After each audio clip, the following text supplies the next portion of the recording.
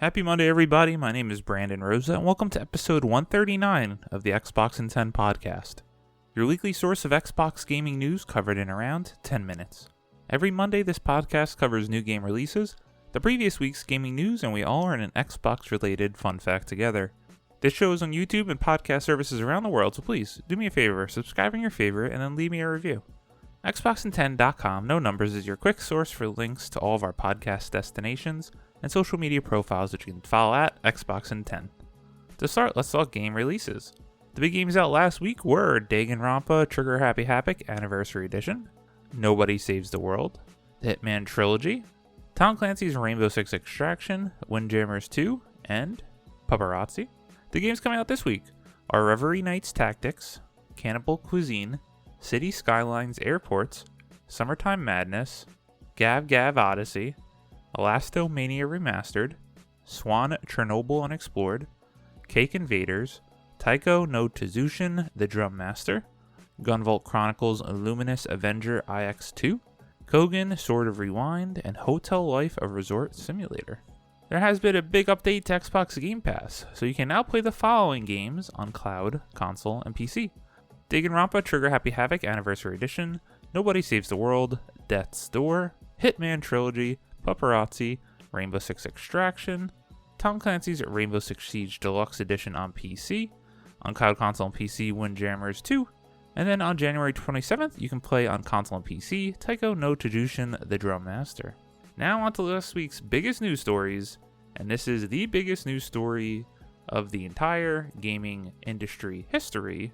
So let's get started, as there are 6 to cover, 4 of which are going to be on the same topic, so I'm going to read all 4 stories before I put my input. Number 1. This is written by Phil Spencer over on the Xbox Wire, welcoming the incredible teams and legendary franchises of Activision Blizzard to Microsoft Gaming. As a team, we are on a mission to extend the joy and community of gaming to everyone on the planet. We all know that gaming is the most vibrant and dynamic form of entertainment worldwide, and we've experienced the power of social connection and friendship that gaming makes possible. As we pursue that mission, it is incredibly exciting to announce that Microsoft has agreed to acquire Activision Blizzard. Over many decades, the studio and teams that make up Activision Blizzard have earned vast wellsprings of joy and respect from billions of people all over the world.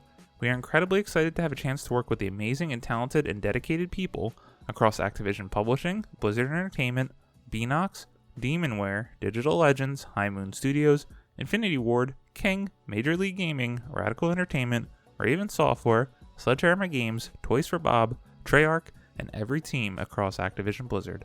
Until this transaction closes, Activision Blizzard and Microsoft Gaming will continue to operate independently. Once the deal is complete, the Activision Blizzard business will report to me as CEO of Microsoft Gaming. Upon close, we will offer as many Activision Blizzard games as we can within Xbox Game Pass and PC Game Pass, both new titles and games from Activision Blizzard's incredible catalog. We also announced today that Game Pass now has more than 25 million subscribers. As always, we look forward to continuing to add more value and more great games to Game Pass. The fantastic franchises across Activision Blizzard will also celebrate our plans for cloud gaming, allowing more people in places around the world to participate in the Xbox community using phones, tablets, laptops, and other devices that you already own. Activision Blizzard games are enjoyed on a variety of platforms, and we plan to continue to support those communities moving forward. As a company, Microsoft is committed to our journey for inclusion in every aspect of gaming among both employees and players. We deeply value individual studio cultures. We also believe that creative success and autonomy go hand in hand with treating every person with dignity and respect. We hold all teams and all leaders to this commitment. We're looking forward to extending our culture of proactive inclusion to the great teams across Activision Blizzard. Around the world, there is no more exciting venue for fun and connection than video games, and there has never been a better time to play than right now. As we extend the joy and community of gaming to everyone, we look forward to welcoming all of our friends at Activision Blizzard to Microsoft Gaming. Woo! Well, on to number 2 before we dig in. Call of Duty could move away from annual releases, according to new report. Kat Bailey at IGN writes, in the wake of Microsoft's blockbuster acquisition of Activision Blizzard, some Call of Duty devs are reportedly eager to move away from the annualized release schedule that has defined the series for much of its existence. In a new article that provides an overview of Activision Blizzard's internal reactions to the acquisition, Bloomberg reports that high-level employees have discussed ditching Call of Duty's current release schedule. Currently, Activision continues to put a new Call of Duty every year from a rotating series of studios. a strategy that has proven an awkward fit since the release of Warzone. These developers are said to feel that the slowing of the franchise's release cadence would please players who have grown weary of Call of Duty's steady drumbeat of releases. Bloomberg's article cites Call of Duty Vanguard's 36% sales decline in the UK, though it still managed to top 2021 sales charts. According to Bloomberg, the shift may not happen until next year or later, with this year's release expected to redeem the franchise's fortunes. Okay, let's continue. Number 3. Xbox boss Phil Spencer is keen to revive old Activision franchises. Sean Carey at True Achievements writes, Activision Blizzard has a wealth of dormant franchises that the publisher has seemingly abandoned, but if Microsoft's acquisition is approved, we could see some of them make a comeback. In an interview with the Washington Post, Xbox chief Phil Spencer spoke more on some of the older and somewhat overlooked franchises Activision Blizzard owns. Quote, I was looking at the IP list. Let's go, Spencer said. King's Quest, Guitar Hero, I should know this, but I think they got Hexen, end quote. Once the deal closes, Spencer said Microsoft will talk with Activision Blizzard developers about working on some of its older franchises. Quote, we're hoping that we'll be able to work with them when the deal closes to make sure we have resources to work on franchises that I love from my childhood and that the teams really want to get, end quote, Spencer said. Quote, I'm looking forward to these conversations. I really think it's about adding resources and increasing capability, end quote. Over the years, various Activision Blizzard teams have been pulled from smaller projects to work on the publisher's biggest franchises, such as Call of Duty and Diablo. Vicarious Visions, for example, developed Pony Hawk's Pro Skater 1 and 2 and Crash Bandicoot Insane Trilogy and was folded into Blizzard last year. Hopefully the deal will see some of those teams taken off Activision Blizzard's top franchises and given a bit more freedom. Alright, one more for this week. Number 4, Xbox lead Phil Spencer, we want to keep Call of Duty on PlayStation. Jez Corden at Windows Central writes, this week, Microsoft revealed its blockbuster acquisition of Activision Blizzard King for $70 billion. ABK are responsible for some of the industry's biggest franchises including World of Warcraft, Overwatch, and Call of Duty. The acquisition sent shockwaves through the industry, leading to questions and about exactly how the new Microsoft Gaming division would handle such a large purchase. Today, one of the questions was answered. In a tweet, CEO of Microsoft Gaming and leader of Xbox boss Phil Spencer signals Microsoft's intent to keep Call of Duty on PlayStation, emphasizing that they see Sony as a partner in the widening gaming industry. Phil Spencer tweeted, quote, had good calls this week with leaders at Sony. I confirmed our intent to honor all existing agreements upon acquisition of Activision Blizzard and our desire to keep Call of Duty on PlayStation. Sony is an important part of our industry and we value our relationship, end quote, Spencer said. I suspected personally that this might be the case. Call of Duty is a truly massive franchise and its annualization makes it something of a near tradition within the industry.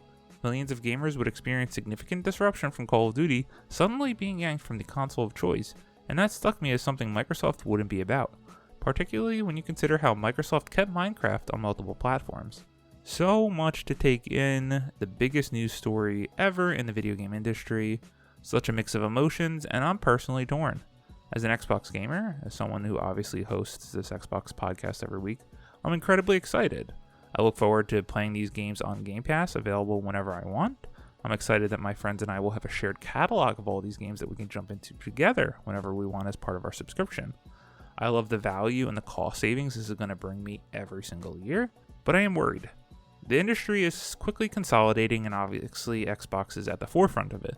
I have triumphantly celebrated all these acquisitions throughout the years. I loved the Bethesda acquisition.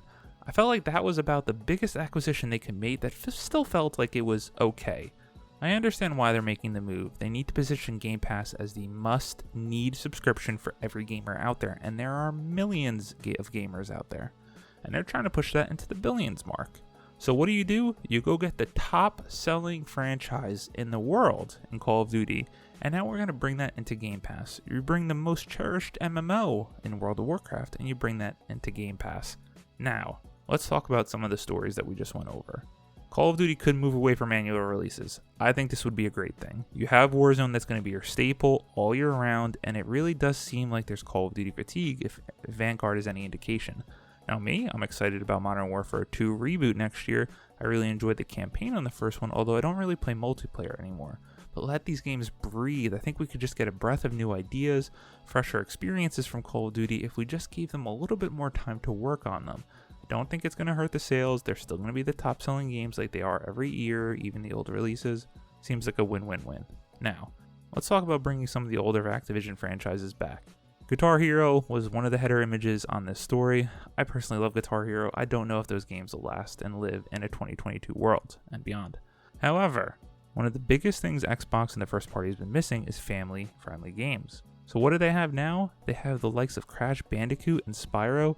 These games are absolutely going to be coming back. I would not be surprised if we saw Vicarious Visions or Toys for Bob's reboot Banjo-Kazooie, a fabled Xbox franchise, coming back in a new way for that family-friendly genre. I cannot wait to see what they're going to produce and pull out of the back catalog, which we'll touch on as the fun fact for the episode. And lastly, Phil Spencer coming out and saying our desire, quote, desire, is to keep Call of Duty on PlayStation. Everyone is reading into this as they are saying that they are not going to make Call of Duty exclusive in the future. I simply just do not agree. I think Warzone will stay and be supported on all platforms as it currently is. I think all the old games that currently exist, like Minecraft did, will be supported, but I don't think by the time we get to 2023 or maybe 2024 with enough distance away from the acquisition, I absolutely think Call of Duty will be exclusive to Xbox. I don't think you go out and spend almost $70 billion without trying to shake up the industry in a major way. Now, do I think they could try and get and pigeonhole Sony into allowing a form of Game Pass on their console, and that could be the way for PlayStation gamers to play Call of Duty every year? I do. I think Microsoft and Xbox want Game Pass everywhere, on every platform, on every screen, on every console, on every phone. So I don't think Xbox would be against that idea. However, I can't see a world in which Sony actually allows that. It's going to be so interesting to see the fruit of the looms of this acquisition, how it rumbles up the industry. Hopefully, we're going to be in a holding pattern for now. I don't think Xbox needs to acquire any more studios. Let's focus on making high-quality games, getting them out, and enjoying the experiences we have. Now, to somehow follow that up, number 5, Rey Mysterio headlines WWE 2K22's launch this spring. ONS Good at Polygon writes, Rey Mysterio, the 20-year veteran of World Wrestling Entertainment and an 8-time belt-holding champion of the Pro Wrestling Foundation, will grace the cover of 2K Sports. WWE 2K22 when the wrestling sim returns on March 11th after more than 2 years on hiatus. The game will be available on PS4, PS5, Windows PC, Xbox One, and Xbox Series X and S. A news release touting Mysterio's pack shot said WWE 2K22, developed by 2K Sports in-house studio Visual Concepts, will add 2 career modes, My GM and My Faction.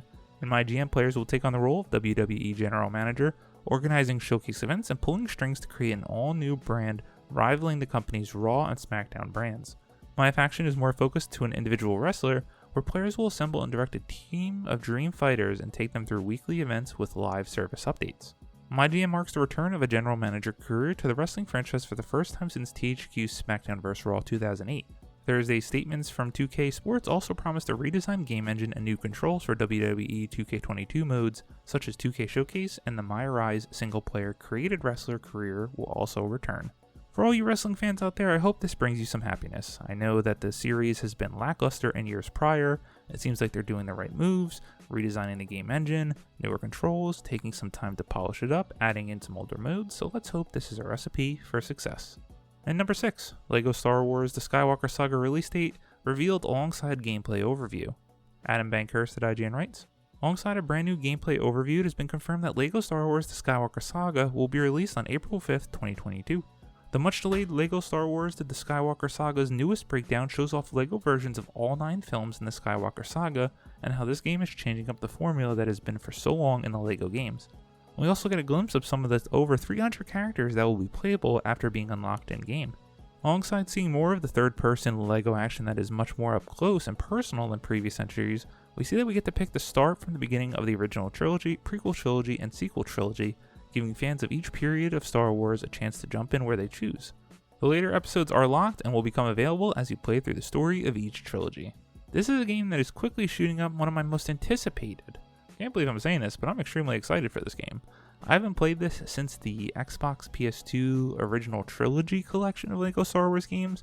It just seems like such dumb fun. I love Star Wars. It seems like a perfect combo for me this spring. As always, we end our show with a fun fact about Xbox. And obviously, we gotta talk more Activision Blizzard and Xbox, so let's go through the list of every IP that Xbox now owns. Credit to Chris Scullion at VGC. The list of IPs that could potentially be owned by Xbox following Microsoft's acquisition of Activision Blizzard includes Blur, Caesar, Call of Duty, Candy Crush, Crash Bandicoot, Diablo, DJ Hero, Empire Earth, Gabriel Knight, Geometry Wars, Guitar Hero, Gun, Hearthstone, Heroes of the Storm, Hexen, Interstate 76, King's Quest, Laura Bow Mysteries, The Lost Vikings, Overwatch, Phantasmagoria, Pitfall, Police Quest, Prototype, Quest for Glory, Singularity, Skylanders, Soldiers of Fortune, Space Quest, Spyro the Dragon, StarCraft, Tenchu Legacy Games, Time Shift, Tony Hawk's Pro Skater, True Crime, World of Warcraft, and Zork. My gosh, what are the years to come going to bring us on Game Pass? So many IP, so many across Blizzard, Activision, King, Bethesda, and all their older studios. This is an exciting time to be an Xbox gamer.